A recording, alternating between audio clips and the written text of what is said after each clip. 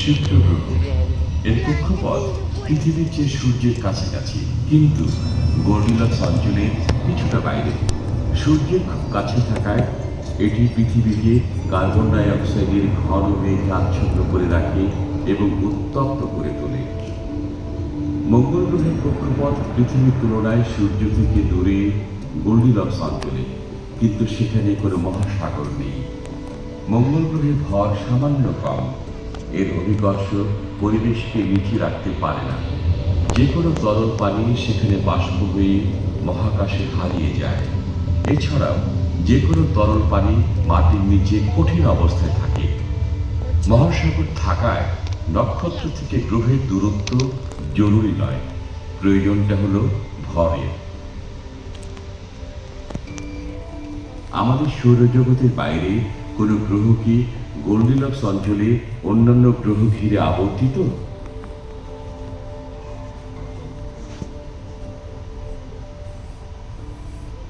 দু সালের ফেব্রুয়ারি মাসে মাত্র 4 মাস পর্যবেক্ষণের পর কেপলার 1235টি সৌরজগৎ বহির্ভূত গ্রহের পরিস্থিতি খুঁজে পায়।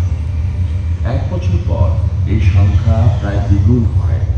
সৌরজগৎ বহির্ভূত গ্রহগুলোর মধ্যে 48টি তাদের নক্ষত্রের পাশে গোল্ডিলক্স অঞ্চলে। 2011 সালের ডিসেম্বরে নাসা ঘোষণা করে যে কেপলার এমন একটি গ্রহের সন্ধান পেয়েছে যেখানে সম্ভবত পানি আছে। নাসা এই গ্রহের নাম দেয় কেপলার 22b। এই গ্রহটি প্রায় 600 আলোকবর্ষ দূরে আমাদের সূর্যের মতো যে ধরনের নক্ষত্রের কক্ষপথে ঘূর্ণায়মান। 290 দিনে গ্রহটি এই কক্ষপথ অতিক্রম করে। অনুমান করা হয় গ্রহটি পৃথিবীর তুলনায় 2.4 গুণ বড়। এর উপরিভাগের তাপমাত্রা বসন্তকালের মতো চমৎকার। এর গঠন প্রকৃতি অনুসন্ধানের জন্য বিজ্ঞানীদের সময় প্রয়োজন, কিন্তু এটি নিশ্চিত যে 22b সৌরজগৎ বহির্ভূত নেপচুনের চেয়ে ছোট গ্রহ। গ্রহটিকে গোল্ডিলক্স অঞ্চলের কেন্দ্রের কাছে দেখা যায়। কেপলার 22b পর পৃথিবীর মতো একটি গ্রহের অনুসন্ধানে আমরা এক ধাপ এগিয়ে যাই। সম্ভাবনার বিশ্ব ব্রহ্মাণ্ডে কেপলার টেলিস্কোপে দেখা মিলেছে।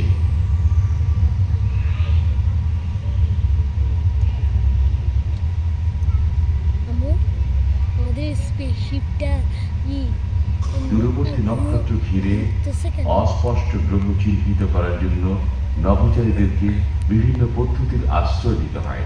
এ ধরনের একটি পদ্ধতির নাম ট্রানজিট মেথড।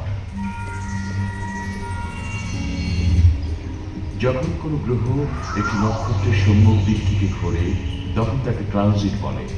ট্রানজিটের সময় নক্ষত্র থেকে নির্গত আলো গ্রহের অবস্থানের জন্য কিছুটা বাধাগ্রস্ত হয়, যা আমরা নক্ষত্রের উজ্জ্বলতার মধ্যে সামান্য ডুবি থেকে অনুমান করতে পারি। নভোচারীরা এই ঔজ্জ্বল্য পরিবর্তন নির্ণয়ের জন্য এমন সংবেদনশীল যন্ত্র ব্যবহার করেন যার সাহায্যে গ্রহের আকার পরিমাপ করা যায়।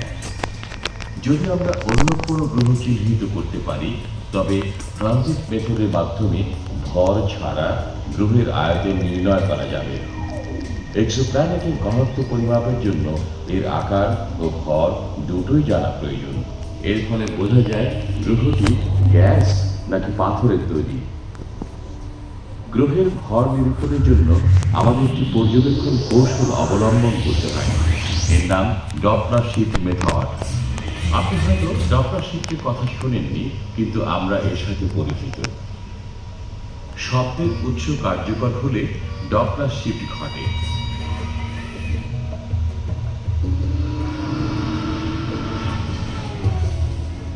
কোনো ছুটন্ত গাড়ি যখন আমাদের কাছে আসে তখন তার শব্দ হয় তীব্র, কিন্তু গাড়িটি দূরে যেতে থাকলে শব্দ ক্ষীণ হতে থাকে।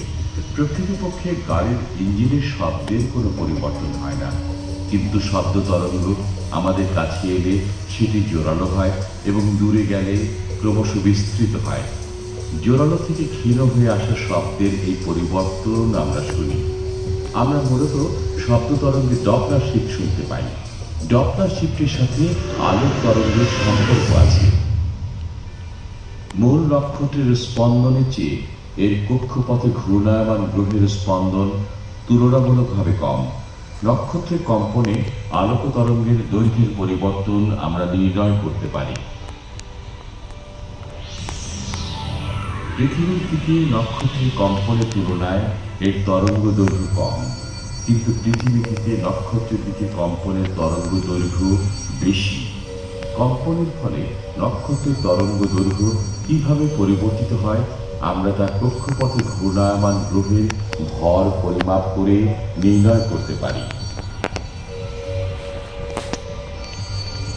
বিজ্ঞানীরা এক্সোপ্ল্যানেটের ব্যাপকতা নিশ্চিত করতে ডপলার শিফট পদ্ধতি ব্যবহার করেন। 1995 সালে প্রথম এক্সোপ্ল্যানেট আবিষ্কৃত হয়। এটি সূর্য থেকে 50 আলোকবর্ষ দূরে পেগাসাস নক্ষত্রমণ্ডলের দিকে অবস্থিত। প্রায় 51টি পেগাস বি সর্বপ্রথম বৃহস্পতির মতো বিশাল গ্যাসীয় এক্সোপ্ল্যানেট খুঁজে পায়, কিন্তু এক্সোপ্ল্যানেটের বিশ্বে সাধারণ দ্বন্দ্বের সৃষ্টি করে। চলুন 51 পেগাসি বি ঘুরে আসি। দুটি এর কেন্দ্রীয় নক্ষত্রে এমনকি সূর্য থেকে বুধ গ্রহের চেয়েও খুব কাছাকাছি। এই গ্যাসীয় মহাগ্রহের কক্ষপথ পরিভ্রমণ সময়ও অবিশ্বাস্যভাবে কম। পরিভ্রমণ সময়কাল মাত্র 4 দিন বেশি। নভোচারীরা গ্রিক নক্ষত্রের মহাকাশে নামানুসারে আমাদের প্রথম এক্সোপ্ল্যানেটের নাম দেন বেলেনোফোন, যার অনুবাদ পেগাসাস। বেলেনোফোন একই গতিতে ঘূর্ণায়মান, তবে এটি এমনভাবে ঘুরে যাতে সবসময় সূর্যের একই দিকে থাকে। এর রৌদ্রোজ্জ্বল উপরিভাগের তাপমাত্রা প্রায় 1000 ডিগ্রি সেলসিয়াস।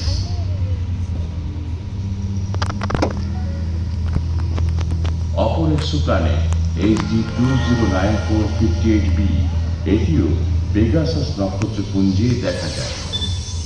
ডপলার শিফট ও ট্রানজিট মেথড উভয় পদ্ধতি ব্যবহার করে এই এক্সোপ্ল্যানেট নিশ্চিত করা হয়। ট্রানজিট মেথড ব্যবহারের মাধ্যমে এই গ্রহের পরিবেশও চিহ্নিত করা হয়। এক্সোপ্ল্যানেট থেকে তীব্র বেগে প্রতি সেকেন্ডে 1 টন হাইড্রোজেন গ্যাস নির্গত হয়, যার তাপমাত্রা 1200 ডিগ্রি সেলসিয়াস। এক্সোপ্ল্যানেটকে সামনে থেকে কেন্দ্রীয় নক্ষত্র পরিক্রমণ করতে দেখলে নক্ষত্র থেকে নির্গত আলোর কিছু অংশ গ্যাসে আচ্ছন্ন দেখা যায়। গ্যাসের এই আচ্ছন্নতা আমরা পরিমাপ করতে পারি। গ্রহের পরিবেশ জুড়ে সোডিয়াম ও হাইড্রোজেন গ্যাস। প্রাচীন মিশরের দেবতার মৃত্যুর পর তার নামানুসারে এক্সোপ্ল্যানেট ওসাইরিসের নামকরণ করা হয়। এটি কেন্দ্রীয় নক্ষত্র থেকে মাত্র 7 মিলিয়ন দূরে অবস্থিত এবং মাত্র 3.5 দিনে কক্ষপথ পরিক্রমণ করে। বেলেনোফোনের মতো ওসাইরিস সবসময় তার কেন্দ্রীয় নক্ষত্রের একই দিকে অবস্থান করে। এর উপরিভাগে উত্তপ্ত 1200 ডিগ্রি সেলসিয়াস পর্যন্ত তাপমাত্রা। উপরের অংশে 2 লক্ষ কিলোমিটার পর্যন্ত হাইড্রোজেনের দীর্ঘ লেজ বিস্তৃত। পেগাসাসে অবস্থিত বেলেনোফোন ও ওসাইরিস দুটোই বিশাল আকার গ্যাসীয় গ্রহ। কোনো সময় এদেরকে উত্তপ্ত বৃহস্পতি বলা হয়। এক্সোপ্ল্যানেট অনুসন্ধানের আগে বেশিরভাগ বিশাল আকার এক্সোপ্ল্যানেট বা উত্তপ্ত বৃহস্পতি আবিষ্কৃত হয়, কারণ খুব সহজে এদেরকে খুঁজে পাওয়া যায়।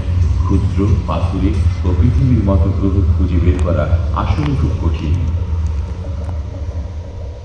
যাই হোক, পর্যবেক্ষণ প্রযুক্তির দ্রুত উন্নতির ফলে পৃথিবীর চেয়ে কয়েক গুণ বড় অসংখ্য এক্সোপ্ল্যানেটের সফল অনুসন্ধান সম্ভব হয়েছে। এই গ্রহগুলোকে বলা হয় মহাপৃথিবী। এগুলো বর্তমান এক্সোপ্ল্যানেট অনুসন্ধানে গুরুত্বপূর্ণ ভূমিকা পালন করেছে। 2007 সালে নভোচারীরা আমাদের থেকে মাত্র 20 আলোকবর্ষ দূরে লোহিত ক্ষুদ্রাকৃতি নক্ষত্র ঘিরে 4টি মহাপৃথিবী গ্লিজা 581 খুঁজে পান। আমরা খুব তাড়াতাড়ি গোল্ডিলক্সের অঞ্চলে ওই দুটি মহাপৃথিবী আবিষ্কার করেছি।